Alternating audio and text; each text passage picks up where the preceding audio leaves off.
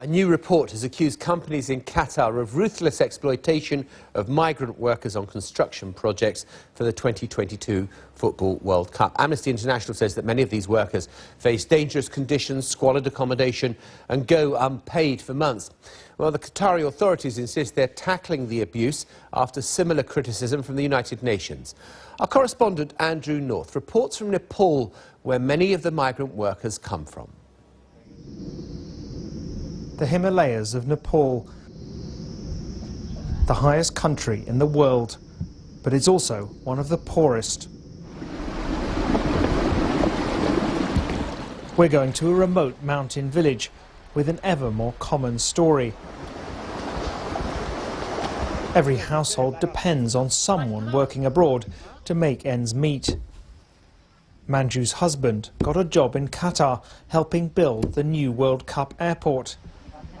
He was earning just £100 a month, but she hoped it would change their life. Now she has to care for her daughter and his parents alone.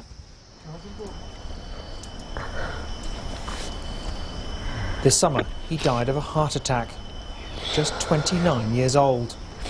My husband was healthy when he left. The doctor who did his medical check would have sent him back if he was ill.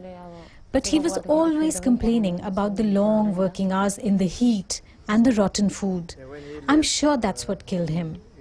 Other villagers who work there say they were lucky to survive.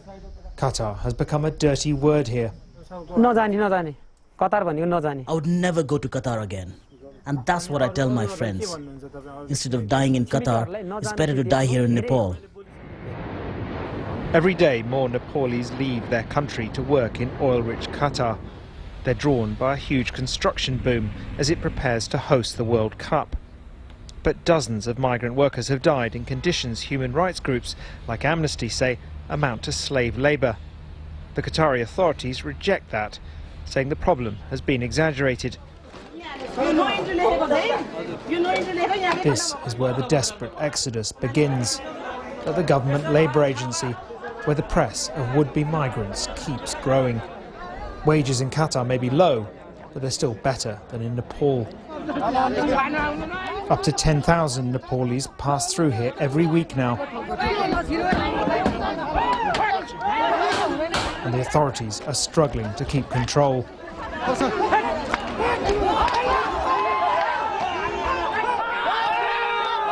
Tempers are fraying here, as they always do, where all Nepalese heading for low-wage jobs abroad have to come to sort out their papers. And most of them are going to Qatar. It's with these vast ranks of cheap labourers that the World Cup in Qatar is being built. Their plight may now be more in the spotlight, but that means little to Manju and her daughter. Instead of a new beginning, the World Cup has only brought them misery. Andrew North, BBC News in Nepal. Well, joining me to discuss this in more detail is Suman Karel from the BBC's Nepalese service and Safar Faisal from the BBC's Arabic service. And welcome to you both. Suman, how many people in Nepal are hoping to go to places like Qatar to be involved in these big construction projects? The number is increasing every day because it is estimated that almost 1,500 people leave the country every day to work in the Gulf countries. And are these people that just are then kind of getting better paid than they would do if they stayed in Nepal and then sending money back to their families? Yes, that's basically what they expect. But always what happens is they are told that they will get one work, but when they reach there, they say that they are asked to do other works, and then they don't get the pay that they are supposed to get, because these are basically very innocent people from the remote parts of Nepal who have never been to a city, who have never gone on a plane, and so they just don't understand for what work they are going, and that is the place where then the other people take advantage of them. Yeah, and Safar, it was such a huge kind of public relations victory for Qatar when they won the World Cup.